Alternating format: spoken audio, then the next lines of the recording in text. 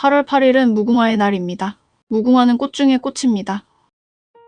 오늘은 수천 년 동안 우리 민족과 함께한 나라꽃 무궁화에 대한 숨겨진 이야기를 소개하고자 합니다. 먼저 무궁화의 학명은 하이비스커스 시리아쿠스입니다. 무궁화의 영어 이름은 로즈 오브 쉐런, 우리말로는 샤론의 장미입니다. 샤론은 이스라엘의 비옥한 평야를 뜻하며 성경 속 아름다움과 풍요의 상징으로 등장합니다.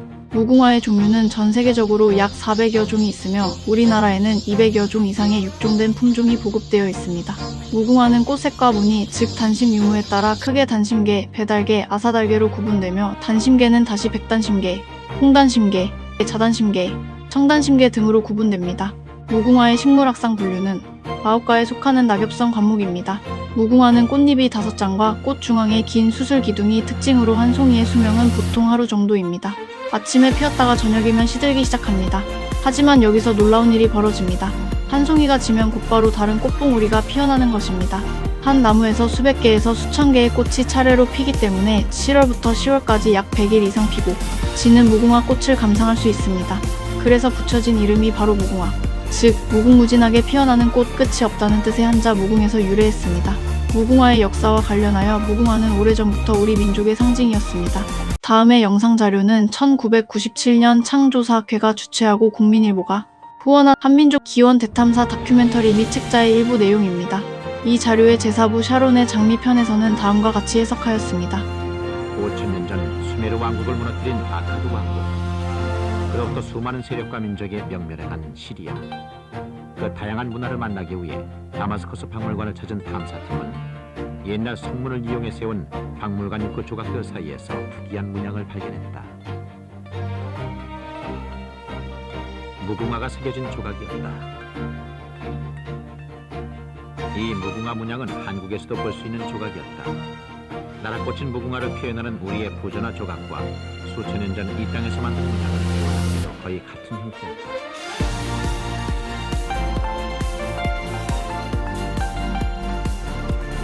게다가 이곳 성벽의 맨 끝 문양도 무궁화 잎사귀 형태로 만들어진 것인데 그것은 바빌론 성에서도 보았던 모양이었다. 어떻게 우리의 국화인 무궁화 조각이 이 수천 년 전 아시리아와 바빌론의 성벽에 새겨진 것인가? 우리나라 분장의 장식들도 이 무궁화 잎새로 이루어졌는데 그것은 바벨론 성과 시리아 성벽의 바로 그 문양이었다. 묘한 흥분에 젖은 탐사팀을 더욱 놀라게 한 건 무궁화의 원산지가 이곳 시리아라는 것이었다. 히비스쿠스 시리아쿠스라는 무궁화의 학명에서도 그것을 알 수 있었다. 단군 신화에 의하면 한웅은 무궁화가 핀 적석산에서 처음 왕으로 추대돼 신시를 열었다 한다.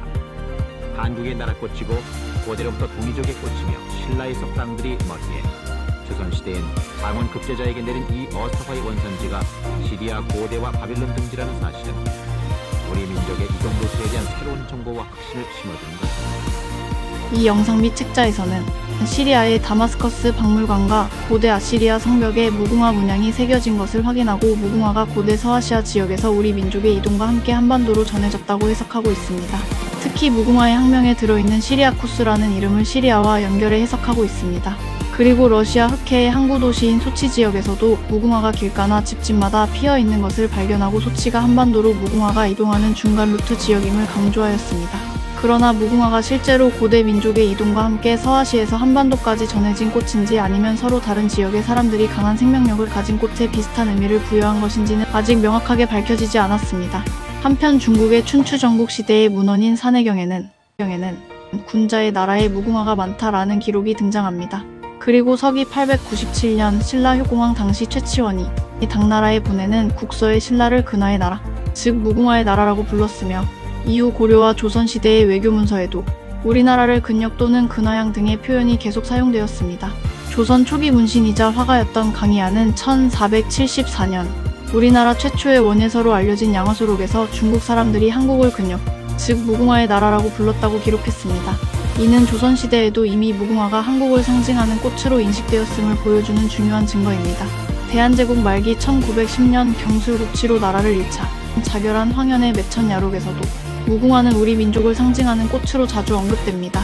당시 지식인들은 무궁화를 통해 나라의 자주성과 민족 정신을 표현하고자 했습니다. 일제강점기에 들어서자 무궁화는 단순한 꽃이 아니라 독립 정신의 상징이 되었습니다. 이 시기에 가장 유명한 인물이 바로 남궁옥 선생입니다. 남궁옥 선생은 1920년대 초 강원도 홍천으로 내려가 학교를 세우고 무려 7만 그루의 무궁화 묘목을 길러 전국에 보급했습니다. 그는 무궁화를 사랑하는 것이 곧 나라를 사랑하는 것이라고 가르쳤습니다. 그러나 이를 두려워한 일본은 홍천의 무궁화 동산을 불태우고 학교를 폐쇄했습니다. 이 사건은 오늘날 무궁화 동산 사건으로 기억되고 있습니다. 다가오는 8월 8일은 무궁화의 날입니다. 숫자 8을 옆으로 눕히면 무한대 기호로 무궁을 상징합니다.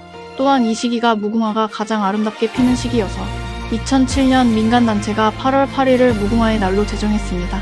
다만 현재는 법정 국가기념일로 공식 지정된 상태는 아니며 국화법제화와 함께 지속적으로 논의되고 있습니다. 그렇다면 우리나라는 언제 무궁화를 나라꽃으로 지정했을까요? 놀랍게도 무궁화를 국화로 명시한 단일 법률은 아직 없습니다. 그러나 광복 이후 국회의 휘장, 정보문장, 경찰 계급장, 무궁화대 훈장 등 국가 상징물 전반에 사용되면서 1963년 3월 21일 국민적 합의 속에 자연스럽게 대한민국의 국화로 지정하였습니다. 현재 우리나라에서 무궁화 나무로 천연기념물이 있습니다. 바로 강원도 강릉의 강릉 방동리 무궁화입니다. 2011년 천연기념물 제520호로 지정되었습니다. 일반적인 무궁화의 수명은 약 40년에서 50년 정도로 알려져 있지만 이 나무는 100년이 넘는 수령을 자랑합니다. 현재 알려진 무궁화 가운데 가장 굵고 오래된 재래종 중 하나입니다. 일제강점기 때에도 후손들이 담장을 높여 보호한 덕분에 살아남았다고 전해집니다. 무궁화를 주제로 한 대표적인 노래로는 애국가와 동요 무궁화 꽃이 피었습니다. 그리고 남궁옥 선생의 무궁화 노래 등이 있습니다. 특히 애국가 후렴에는 무궁화 삼천리 화려광산이라는 구절이 등장합니다. 이 문장은 단순히 꽃을 의미하는 것이 아닙니다. 무궁화처럼 영원히 번영하는 나라, 그리고 아름다운 대한민국을 상징합니다. 여러분, 무궁화는 하루만 피는 꽃입니다.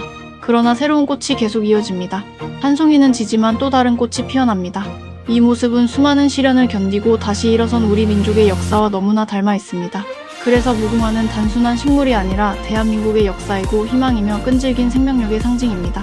끝으로 여러분이 길을 걷다가 문득 무궁화를 만나게 된다면 잠시 발걸음을 멈추고 그 꽃 속에 담긴 무궁화의 역사를 떠올려 보시기 바랍니다. 지금까지 채널 꽃과 나무의 이야기였습니다. 구독과 좋아요 부탁드립니다. 시청해주셔서 감사합니다.